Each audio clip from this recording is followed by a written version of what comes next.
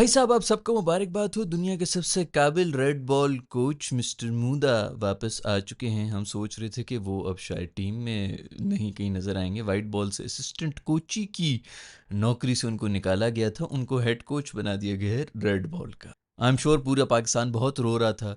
Mister मूदा जो है ये वही हैं रेड बॉल के कोच जो 2 साल पहले कह रहे थे कि पाकिस्तान में कोई स्पिनर ही नहीं है। फिर बीच पे 2 स्पिनर आ गए थे, कह रहे थे मुझे मुआफ़ कर दें, मैं पाकिस्तान में होता ही नहीं हूँ इसलिए मुझे नहीं पता था।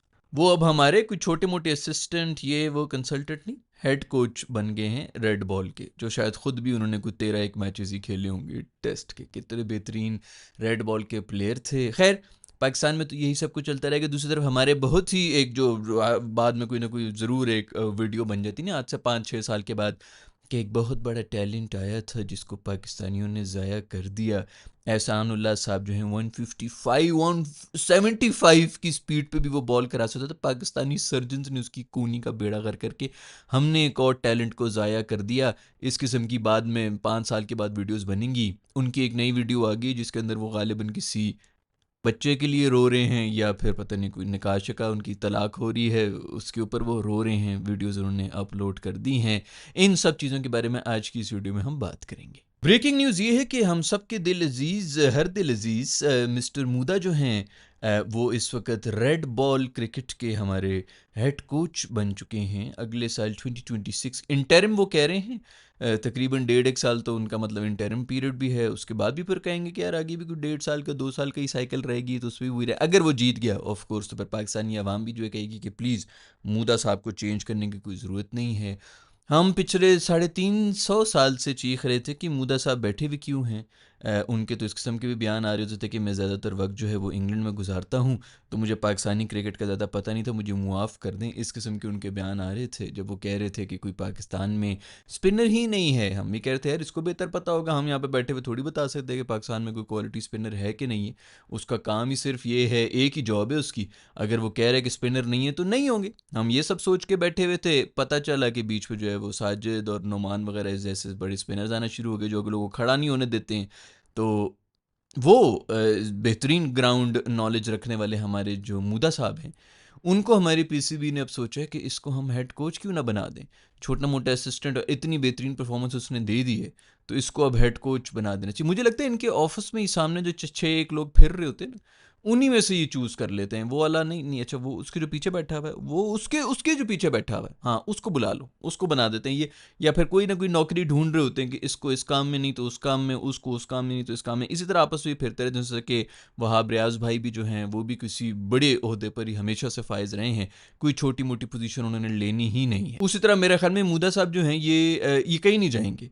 जिस स्पीड से ये जा रहे हैं, जिस स्पीड से ये रेड बॉल के हेड कोच बन चुके हैं, इसी स्पीड से गए तो ये तो 3 एक साल में फील्ड मार्शल बन जाएगा पाकिस्तान का। वैसे जैसे जैसे लोग हमारे पीसीबी में भर्ती हो जाते हैं, बड़ी बड़ी पोजीशंस के ऊपर बैठे होते हैं, मुझे अगर इस किस्म की कोई पोजीशन ऑफर होगी ना, खुदा की कसम मैंने एक दफ़ा नहीं सोच रहा, मैंने भी ले लेनी है। वो इसलिए क्योंकि यार इस मुल्क में अक्लमंदी का कोई पॉइंट ही नहीं है भाई। आप अपनी तरफ से सोचो कि नहीं मैं डिजर्विंग नहीं हूँ, ये वो फलाना, वो अगले जिसको मिलेगी वो भी डिजर्विंग नहीं होगा। तो जो जहाँ से आ रही है चुप करके लेके बैठ जाओ, क्योंकि यहाँ अक्ल की बात कर रहे हो। या तो लोग होना कि वो बड़े उठ उठ के आ रहे हो और मिसालें दे रहे हों, आपके जो है वो पोस्टर लगा रहे हों, वो भी नहीं होना। सिर्फ आपको गाल गलोची पढ़नी है। अच्छाई वाली बात तो कभी वायरल वैसे भी यहाँ पे नहीं होती। तो जिसको जो मिला ना, मूदा साहब बिल्कुल ठीक खेल रहे हैं। जहाँ पे आपको लग रहा है कि भाई मुझे ये अपॉर्चुनिटी मिल रही है, तनख्वाह भी अच्छी है, ट्रैवल भी होगा, ये वो सब चीज़ें, और पूरा मेरे ख्याल में कुछ 4 एक टेस्ट मैचेस हैं इस पूरे साइकिल के अंदर जिनके अंदर उन्होंने काम भी करना है। उसके अलावा तो कोई काम शाम भी नहीं होना, पूरे साल में कोई टेस्ट मैचेस ही नहीं हैं। तो कोई ज़रूरत ही नहीं है यहाँ पे अक्लमंदी की बात करने की। जिसको जो पोजीशन ऑफर हो रही है चुप करके ले लो, क्योंकि दूसरे जो गालियां दे रहे होते हैं ना, उनको भी जब ऑफर होगी तो वो भी ले लेंगे। कोई इतना असूलों का पक्का तो यहाँ पर है नहीं भाई, कोई फ़ायदा ही नहीं है। चुप करके लो पोजीशन है और बस अपनी लाइफ बनाओ। एवरेज प्लेयर्स, मतलब ये अपने जो प्लेइंग डेज थे ना, तो बंदा कह रहा है गांगुली वांगुली थे, उधर वो बन रहे थे पीसीबी के चेयरमैन वगैरह, बंदा कहता चलो यार पूरी की पूरी उन्होंने चेंज कर दी थी। अर्ली 2000 में इंडिया की जितनी बकरी टीम हुआ करती थी, ये गांगुली शांगुली आए थे तो उनमें थोड़ी एग्रेशन आई थी। फिर उसके बाद वो जो पूरी उसने ब्रीड एक बनाई हुई थी, ये युवराज की, हरभजन, ये सब लोग जो हैं वो ग्राउंड के अंदर एग्रेशन वगैरह दिखाते थे। उसी के बाद ये आए हैं, ये कोहली वोली उसके बाद ही आए हैं। वहाँ से तो एक माइंड सेट इनका आया था कि हम किसी को भी कहीं पर हरा सकते हैं। सबसे पहले वो माइंड सेट होता है जो कि अल्हम्दुलिल्लाह पिछले 10 साल से हमारी टीम का मरा हुआ है, जो सरकारी मुलाजमीन वाली हमारी टीम है जिसके अंदर सिर्फ नौकरियां हो रही होती हैं। यही माइंड सेट इन्होंने चेंज किया। तो गांगुली टाइप इस किस्म के लोग होते हैं ना, तो उनको आप बना भी सकते हैं कि इसको पीसीबी का चेयरमैन बनाओ। इस तरह के जो प्लेयर्स रहे हैं अपने टाइम में, ये वैसे प्लेयर्स भी नहीं है, ये उस वक्त भी एवरेज प्लेयर ही थे जो टीम के अंदर थे। मतलब सुपर स्टार्स की टीम थी, उसके अंदर भी ये लोग एवरेज ही थे। इतना नहीं था कि कोई बंदा का क्या एग्रेशन है, वही अगलों को आंखों में आंखें डाला हुआ है। आपको पता है कि आपके पीछे इतने बड़े बड़े प्लेयर्स हैं, आपकी बैटिंग है, आपकी बॉलिंग है, जो सुपर स्टार्स हैं, फिर भी आप अगर उस वक्त भी एवरेज ही रहे हैं। उनके हाथ में हमने सब कुछ दे दिए, जैसे कि मूदा साहब हैं, वहाब भाई हैं, दोनों अल्हम्दुलिल्लाह अपने प्लेइंग टाइम के अंदर एवरेज एवरेज क्रिकेट ही खेलते रहे। बंदा कहना चलो दिमागी तौर पे ठीक नहीं है, ये नहीं है, वो नहीं है, शोधा है, फलाना ये वो, यार कम से कम कोई एग्रेशन, कोई इस किस्म की चीज़ हो जाए कि बंदा कहे चलो कोई कैरेक्टर ही आ जाएगा टीम के अंदर। वो भी नहीं है इनके पास। लेकिन मजाल है कि वो जान छोड़े हमारी टीम की। पूरी दुनिया में इस वक्त टेस्ट मैचेस चल रहे हैं दोस्तों। हर एक टीम, कोई मेरा ख्याल में इस वक्त 7-8 टीमें जो हैं वो इंगेज्ड हैं आपस में टेस्ट मैचेस खेलने में। और बस कोई टीम अगर इंजॉय कर रही है तो वो पाकिस्तानी टीम ही है। आप कुछ लोग कहेंगे कि भाई पहले बड़ा क्रिकेट खेल लिया, बाकी उन्होंने नहीं खेला भाई। 3-3 महीने तो इंडिया ने भी आईपीएल खेला है। उसके अलावा आईपीएल के अंदर पूरी दुनिया के वैसे प्लेयर्स आए हुए थे। वो ना भी हो भाई, आपकी टेस्ट की टीम ही कुछ और है। T20 की आपकी और है, ओडीआई की और प्लेयर्स हैं, टेस्ट के और जो ज़्यादा थक रहा है उसको बाकी रेस्ट करा दो, ताकि नए टैलेंट को भी आगे आने का कोई मौका मिले। ज़रूरी कि उन्हीं को बस रगड़ना है जो 10 बंदे आपको मिले हुए, जो कि है भी नहीं। टेस्ट की आपकी टीम ही और है। पूरी दुनिया में इस वक्त टेस्ट चल रहा है, पाकिस्तान को कोई फ़र्क नहीं पड़ता।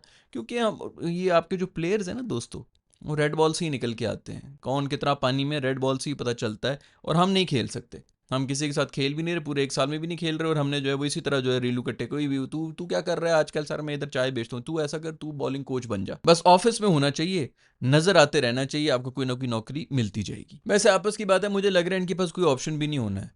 को मेरे ख्याल में 3 टेस्ट मैचेस हैं पूरे साल के अंदर। इनको यही होगा अभी हम किसी गोरे को भर्ती कर लें तो वो पूरे साल जो है कॉन्ट्रैक्ट भी लेगा और घर बैठे कि वो जो है वो लेगा, तो क्यों ना अपने किसी दोस्त को ये दे दिया जाए। ऐसे क्यों हम डॉलर ज़ाया करें, अपने तो मुफ्त में आते हैं ना।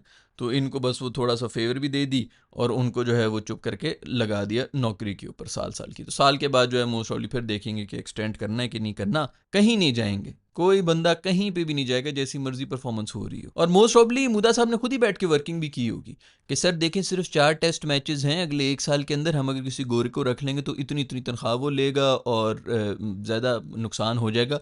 तो क्यों ना हम में से ही किसी को जो ऑलराउंडर हो तो बेहतर है। मीटिंग में बैठ के इसने बोला होगा मुदा साहब ने, ऑलराउंडर भी हो और अंग्रेज़ी अच्छी बोलता हो, इंग्लैंड विंग्लैंड की नेशनलिटी हो, तो ट्रैवल के भी कोई मसले ना हो, इस किस्म की कोई इस तरह की। अब कौन हो गए इस प्रोफाइल के ऊपर, तो सब लोग जो है उसको देख रहे होंगे कि यार तू अपने बारे में बात तो नहीं कर। देखें भाई, मैं इस बारे में कुछ ज़्यादा बात नहीं करूँगा, आप लोग खुद ही डिसाइड कर लें। ये 4 मैंने चेक लिस्टें बनाई हुई हैं, इनमें जो भी पूरा उतरता है उसको आप बना दें रेड बॉल का कोच तकरीबन 1 साल के लिए, और बस गेम को इधर ही करें, इतना आपको फ़ायदा हो जाएगा। और पीसीबी चेयरमैन साहब ने कहा होगा वेरी गुड यार, इस प्रोफाइल के ऊपर ज़रा नाम मुझे करके दें कि कौन कौन से हैं एक्स क्रिकेटर्स जो कि पूरे होते हैं ब्रिटिश पासपोर्ट के साथ। तो एंड में सिर्फ अजहर महमूद और किसी और बंदे का जो कि मेरे ख्याल में तबलीगों में बिजी है, उसी का नाम आया होगा। तो अजहर महमूद ने कहा होगा चलें अब आप इतना फोर्स कर रहे हैं तो मैं ये नौकरी ले लेता। खैर भाई, बहुत बहुत मुबारकबाद हो आपको। मुदा साहब जो हैं वो रेड बॉल के हेड कोच बन चुके हैं। आप सब यही चाह रहे थे, जो हम चाहते हैं वो हो जाता है इस मुल्क के अंदर।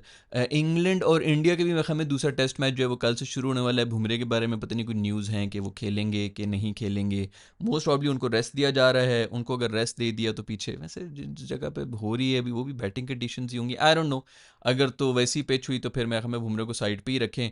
लेकिन अगर बुमराह ना हुआ और ये टेस्ट मैच भी हार गया तो इंडिया बहुत ज़्यादा प्रेशर में आ जाएगा कि पहले दोनों टेस्ट मैचेस हारे हुए हैं, उसके बाद फिर 3 लगातार जीतने पड़ेंगे सीरीज़ जीतने के लिए, तो मुश्किल हो जाएगा। खैर वो तो कल ही पता चलेगा कि क्या है क्या नहीं है। अगर आप लोगों को पता है कि बुमराह खेल रहा है कि नहीं खेल रहा तो नीचे कमेंट्स में लिखकर मुझे बता दें।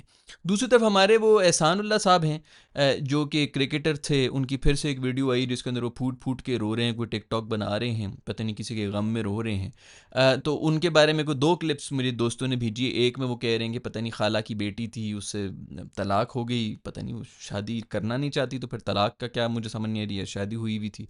उसकी तलाक के गम में जो है उन्होंने टिकटॉक बनाना जो है वो ज़्यादा सूटेबल समझा। दूसरी वीडियो को ये भी भेजा था जिसके अंदर वो कह रहे हैं कि कोई अब्दुल्ला नामी के पता नहीं इस किस्म का कोई लड़का है जो उनका दोस्त है, वो क्रिकेट नहीं खेल रहा क्योंकि अब्बू ने जो है उसको बेइज्जत कर दी है। ज़रूर ये कोई इस किस्म की हरकतें कर रहे होंगे जिस वजह से अब्बू को तब चढ़ गई होगी कि ये कौन सी क्रिकेट हो रही है, तो उसको बेइज्जत कर दिया, इसलिए उसके लिए वो रो रहे हैं कि अब्दुल्ला अब क्रिकेट खेलने के नहीं आता, जैसे मौलवी साहब हमजा जी के लिए रो रहे होते हैं। ये बहुत अच्छा है भाई। बहुत से हम तो यहाँ पे बोल देते हैं ना कि भाई ये एक और टैलेंट ज़ाया कर दिया, पीएसएल के फलाने ओनर ने ज़ाया कर दिया, इसने ज़ाया कर दिया, पीसीबी मैनेजमेंट ने ख्याल नहीं किया, उसने ख्याल नहीं किया, उसने ख्याल नहीं किया। ये बाज़-औक़ात ब्लेसिंग इन डिस्गाइज़ ही हो जाती है। अभी तो शुक्र है कि ये लोकल लेवल के ऊपर ही लोग इनको जानते हैं और बस वही पीएसएल में जो उन्होंने करना था किया, उसकी वजह से ही फिर भी जो है वो ख़बरों में आ रहे होते हैं, उनकी वीडियोज़ जो है वो वायरल हो रही होती हैं। इमेजिन करें कि ये ग्लोबल लेवल के ऊपर होते और फिर ये हरकतें कर रहे होते, पाकिस्तान का क्या नाम रोशन करते हैं हमारे दोस्त। जो मैं पहले भी कहता रहा हूँ, वीडियोज़ मैंने बनाई हैं कि ये जो क्रिकेट टीम है ये एक वाहिद ऐसी चीज़ है जो ग्लोबल लेवल पे हमें रिप्रेजेंट करी, क्योंकि हमारी फ़िल्में और बाकी चीज़ें तो जा नहीं रही हैं, ड्रामे-श्रामे वैसे भी बैन कर दिए गए हैं इंडिया के अंदर। तो एक सिर्फ क्रिकेट टीम ही है जो कि ग्लोबल लेवल के ऊपर जा रही थी हमारी, और उसको हम ये जो है इन लोगों के हाथों में दिया हुआ है कि तुम रिप्रेजेंट करो। तो ये जब वहाँ पर जाके हमारी बेइज्जती कराते हैं तो पूरे मुल्क का इंप्रेशन ये पड़ता है कि भाई ये सारे के सारे ही इसी तरह के हैं। तो खैर उनके रोने धोने वाली वीडियोज़ आ रही हैं। शुक्र है कि भाई ये इस टैलेंट को हमने ज़ाया कर दिया है, वरना इसने हमारा नाम रोशन करना था इस बंदे ने, कि आप लोग मतलब आप सर पकड़ के बैठ जाते कि यार ये अक्कू-वक्कू ये सब लोग जिनको हम समझते थे, अब वो तो बहुत बड़े सुपरस्टार से, ये हमें किस किस्म के जो है कचरे से डील करना पड़ रहा है। तो खैर हम उनके दुख में बराबर के शरीक हैं सर के। या तो तलाक हुई है या फिर हमज़ा जो है वो छोड़ के चला गया है जिसके ऊपर वो रो रहे हैं। इन एनी केस अल्लाह आपके लिए जो है आसानियाँ पैदा करे। जिस किस्म के भी आपको शौक़ हैं, अगर हलाल और जायज़ शौक़ हैं तो वो आपको पूरा करने की तौफ़ीक भी अता फ़रमाए। मेरा ये मानना होगा कि इनको इतनी मेरे ख़्याल में हाइप ना दी जाए। हर जगह मैं अभी भी देख रहा हूँ सोशल मीडिया के ऊपर इन्हीं की बातें हो रही हैं। मेरे ख़्याल में कोई इंटरव्यूज़ वगैरह 2-4 मुझे क्लिप्स भेजे गए हैं इन्हीं के इंटरव्यूज़ के, जिसके ऊपर वो रीज़न भी दे रहे हैं कि वो क्यों रो रहे थे। मेरा ख़्याल में तो इतनी इनको इम्पोर्टेंस नहीं मिलनी चाहिए। वो दिमागी तौर पे जो है ये आदमी बिल्कुल भी नॉर्मल नहीं है, इनको इलाज की ज़रूरत है। वैसे तो वो खूनी-शूनी का इलाज कर रहे थे, मेरे ख़्याल में दिमाग के इलाज की ज़्यादा ज़रूरत है। खैर आज की वीडियो में इतना ही दोस्तों। अगर आप लोगों के पास कोई खबरें-शबरें हैं, बुमराह खेल रहा है कि नहीं खेल रहा है, नीचे बताएँ। मूदा साहब आपके रेड बॉल के हेड कोच बन गए हैं, इसके बारे में आपका क्या कहना है? आप खुश हैं? आपने खाना खाया है कल से कि नहीं खुशी के मारे हो? अक्सर खुशी में जो है ना बंदे की भूख ही मर जाती है। तो आपकी क्या कैफ़ियत है? नीचे कमेंट्स में लिख के मुझे ज़रूर बताएँ। I will see you in the next video. Bye.